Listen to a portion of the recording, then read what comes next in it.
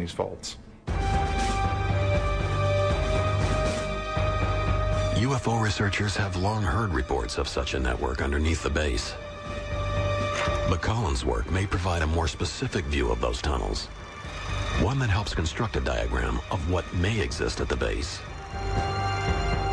According to his research, there is a Building 18 complex instead of a Hangar 18. The structure he found that fit the description is the neighboring building, number 23. Collins claims it was previously known as Hangar 23. Now, the way I understand it, that back in the early 50s, sometime, perhaps between 51 and 53, a craft was brought in here. The floor of the Hangar 23 was removed, and this craft was put in the basement of the hangar, and then the floor was covered over the craft. And then there was a vault area in Building 18F with a tunnel that was constructed and built over to Hangar 23.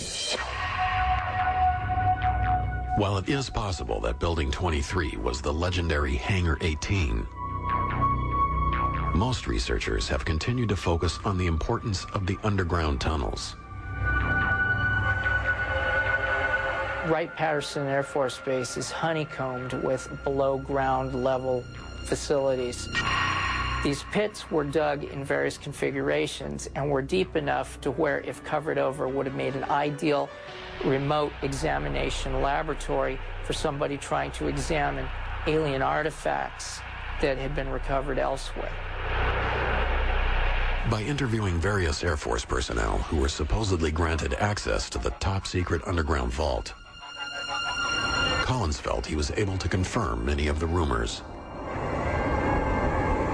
The biggest kept secret was the huge cryogenics networks that were required to support and preserve these bodies. And I understand it was quite extensive. There were huge cryogenic storage tubes that these so-called 3'4" or 3'6" aliens were kept in these canisters under cryogenic temperatures. What actually lies beneath Wright-Patterson may be impossible to confirm. The Air Force Base operates under the highest security, keeping access to the base and these vaults secret from almost everyone, even their own. The secrecy goes all the way to the top. It's a question of absolutely the highest level of classification that exists in the United States government as far as I know. A formerly classified memo from mid-July 1947 points to FBI Director J. Edgar Hoover showing immense interest in a retrieved craft and his frustration about being kept out of the loop. We must insist on full access to disc recovered. The Army grabbed it and would not let us have it for cursory examination. The memo was written just days after the Roswell, New Mexico wreckage was taken to Wright Field. If J. Edgar Hoover couldn't get access to the contents of Hangar 18, how high did the secrecy go? In a 1994 interview with Larry King on TNT, Senator Barry Goldwater detailed his attempt to visit Hangar 18. I think at Wright-Patterson, if you could get into certain places, you'd find out what the Air Force and the government does know about UFOs. Reportedly, a spaceship landed. It was all hushed up. I called Curtis LeMay, and I said, General, I know we have a room at Wright-Patterson where you put all the secret stuff. Could I go in there? Well, I've never heard General LeMay get mad, but he got madder than hell at me, cussed me out, and said, don't ever ask me that question again.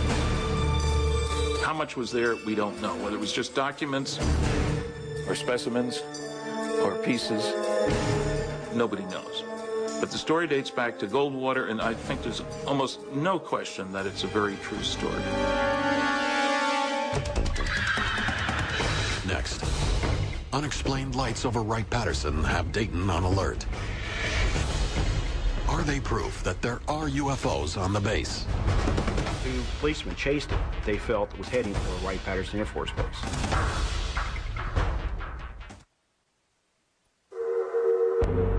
They are schematics, once classified as secret. Designs of a craft that appears to be a flying saucer. Various unconfirmed stories have emerged of disc-shaped vehicles being developed at Wright-Patterson Air Force Base. But these declassified government documents from 1955 reveal that the Air Technical Intelligence Center at Wright-Patterson had in fact begun work on a disc-shaped craft named Project Silverbug. It was a circular aircraft about 35 feet in diameter, had a crew of 1 pilot, and was capable of a vertical takeoff at about 2,000 miles an hour.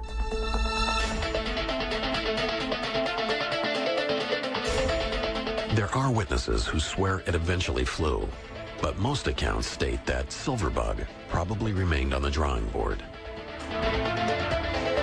But Project Silverbug wasn't the only example of the military's interest in disc-shaped vehicles. 11 years later, a former pilot who was walking through the hangars at Wright-Patterson during a reunion of his squadron, the Flying Tigers, says he accidentally saw a similarly designed aircraft.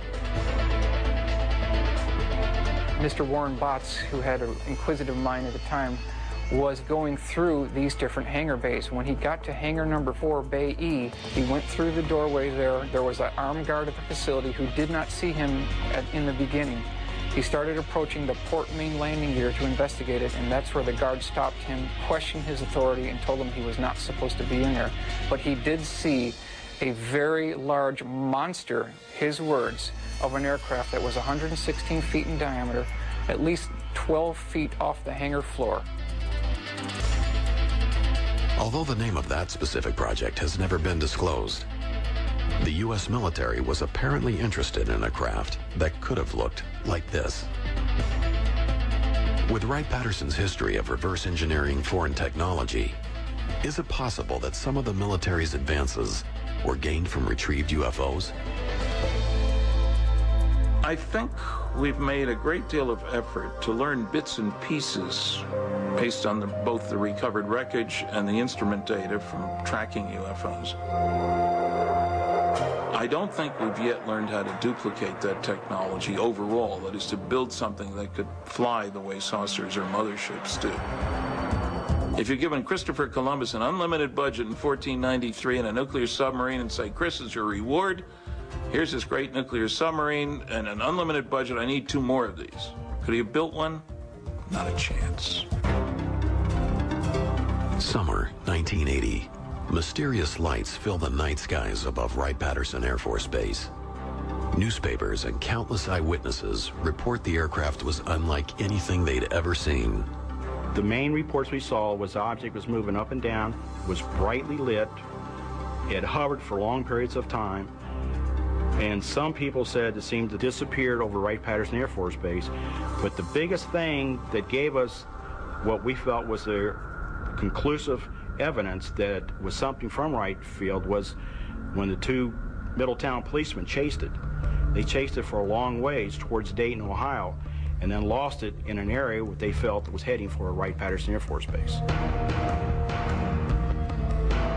Wilhelm, a retired Army Master Sergeant and UFO investigator, suspected the military may have been secretly testing the newly developed Harrier jet on the base.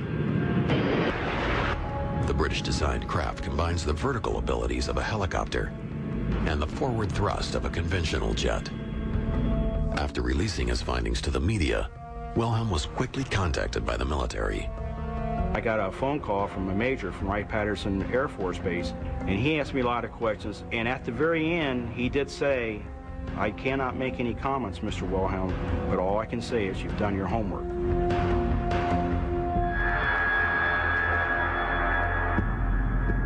So a lot of things that people think they see that's strange doesn't mean that it's a craft from another world. Most of the time, it's our military developing some of our technology, which we need very badly. And it's the reason why they don't say a whole lot. And I commend them for them, and I back them up 100%. The Harrier incident raises another possibility about activities at Wright-Patterson. Perhaps many of the legends about Hangar 18 are actually a cover-up for top-secret military programs. I think it's important to keep in mind that the government, in association with Air Force OSI Counterintelligence Division, would really like to extend the alien myth as a cover to hide their own deep black programs. Well, it means that they want everyone to believe that what you're seeing out there is extraterrestrial, and we do not have the technology to duplicate what we're seeing in the skies. I think to the extent that they can confuse or disinform folks about flying discs and make it look like a terrestrial innovation, the more they'll do that. It's in the government's best interest to distribute disinformation if you want to keep a secret. The debate over Hangar 18 and Wright-Patterson Air Force Base may never be completely resolved. I would say upward of over 80% convinced that it's true. There was wreckage there. There were bodies brought there. Research was done here up to maybe 81 or 82, and then they packed everything up and moved it because of security leaks. That's when all the little stories about green men ceased, about that time frame.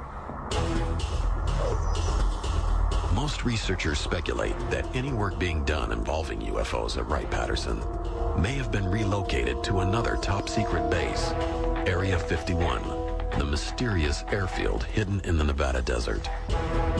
Area 51 developed because of its location, away from anything. And Wright-Patterson is in Dayton, Ohio. It's in the middle of a major town. So I think Area 51 would have been the ideal location.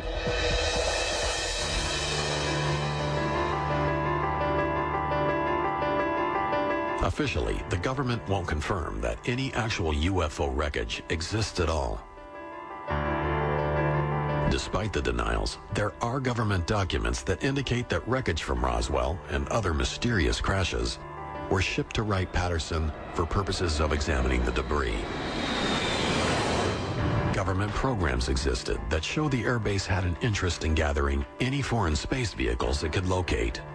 And there is testimony that the government wants to keep all of this under wraps, even from some of its most prominent officials. But why? What is the truth behind the legend of Hangar 18? Nobody can conclusively prove without hard evidence that we do have alien bodies. It's all just rumor and speculation. It's so much more romantic to think that we have it is, but again, no concrete physical evidence has appeared after 60 years of this mystery.